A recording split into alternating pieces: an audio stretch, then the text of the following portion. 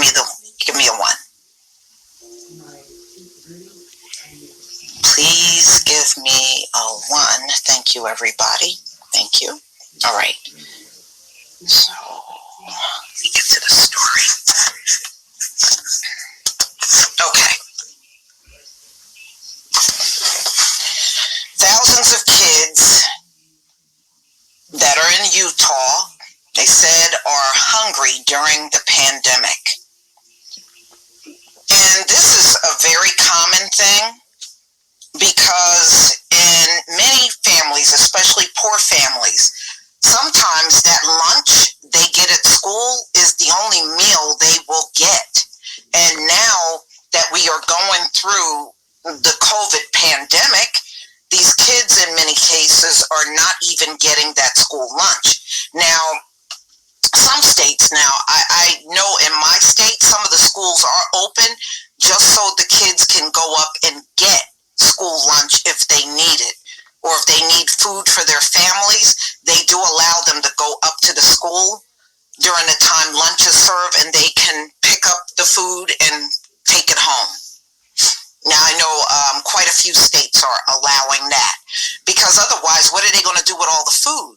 They got that food under contract, y'all. So that food comes in there during the entire school year. So the food is going to come in whether the pandemic is going on or not for the school kids. So they just take it and give it away now. So apparently in Utah, the schools, the public schools there are getting their food from the food bank. It's coming from the food bank.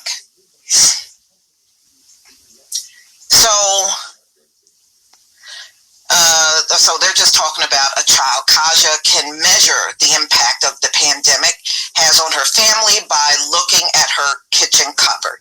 So like many people in America, they are struggling for food, especially if it's a parent that once had a job and they are not working and they have their kids at home. They are struggling for food. Many of you live in states that have those food lines. They are outrageous in my state.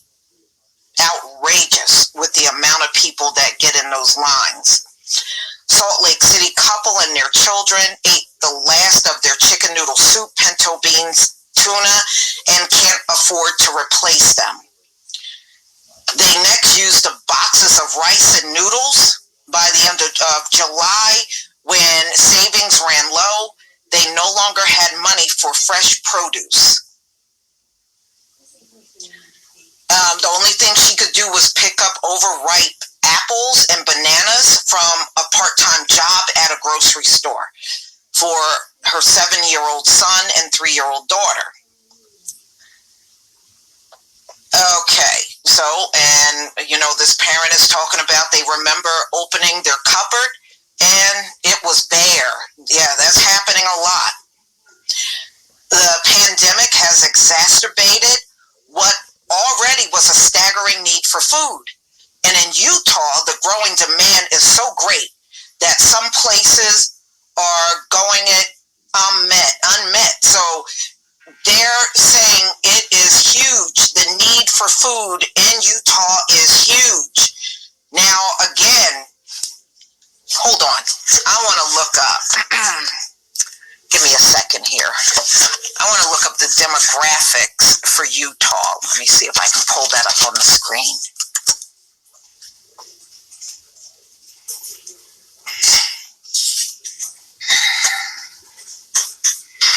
By race.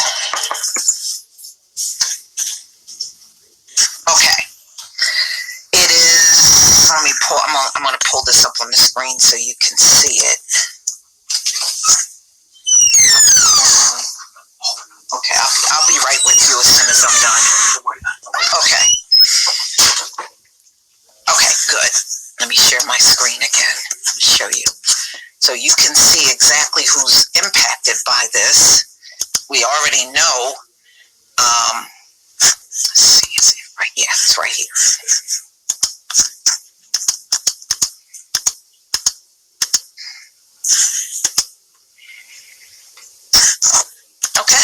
Here we go.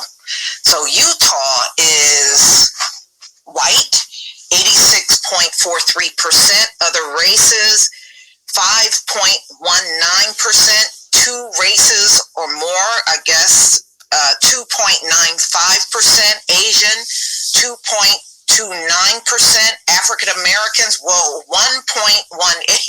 Ooh, you really are the only one there.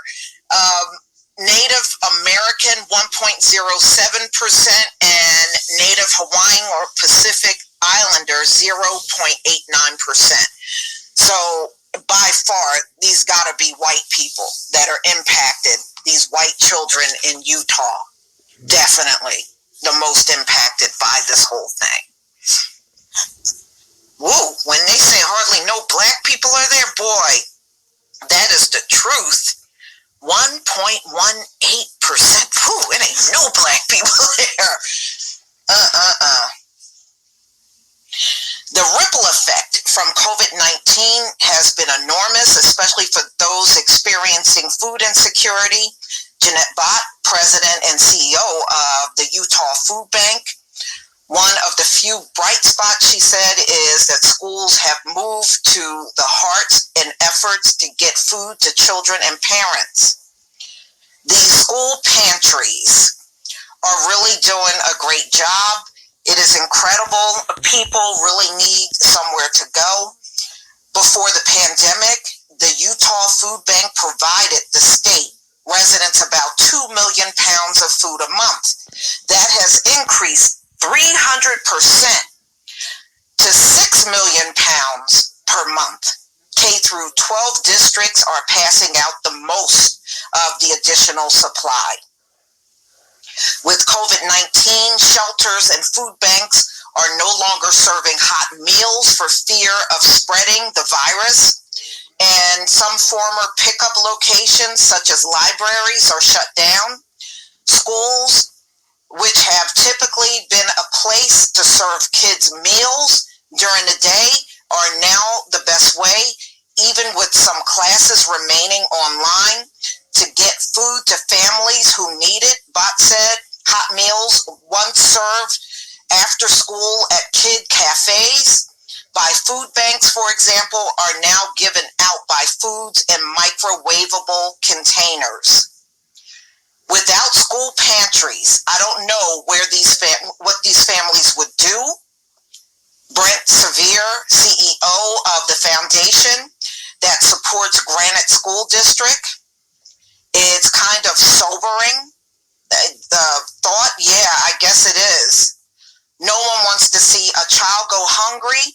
You envision that in a third world country. Now you're in one. Yeah, you're in one. America is third world, ladies and gentlemen. They are. COVID has put America into a third world nation. And look, they're already saying, and it's something I had said last year, 2021 is going to be the year of hunger in America. It is. Because as the year goes on, there's going to be a lot of parents getting laid off. They already said the layoffs are going to go on well through 2021 in this country. And that being said, you're going to have a lot of people out here struggling. And look, even the food banks have to cut off the lines at a certain point. They're only getting so much food in. Now, I know where I am, they get, I think, 8 tractor trailers worth of food. And then once that food runs out, it could still be miles of people still in line. They got to turn them away. One school food volunteer described a student who was in tears when he visited the school's pantry for the first time and learned he could, as he said, take care of his family. Schools that have stepped up to provide food believe their increased role in feeding children will become permanent, one legacy of the pandemic. Advocates who have long worked on hunger said it isn't the role of schools to fix food security, and it can't be. Well, I mean, look, if you don't have anywhere else for these people to go for food, then the schools will have to be it. Okay, so, like many families, they're struggling with bills, struggling with mortgage, struggling with rent, like many places in this country.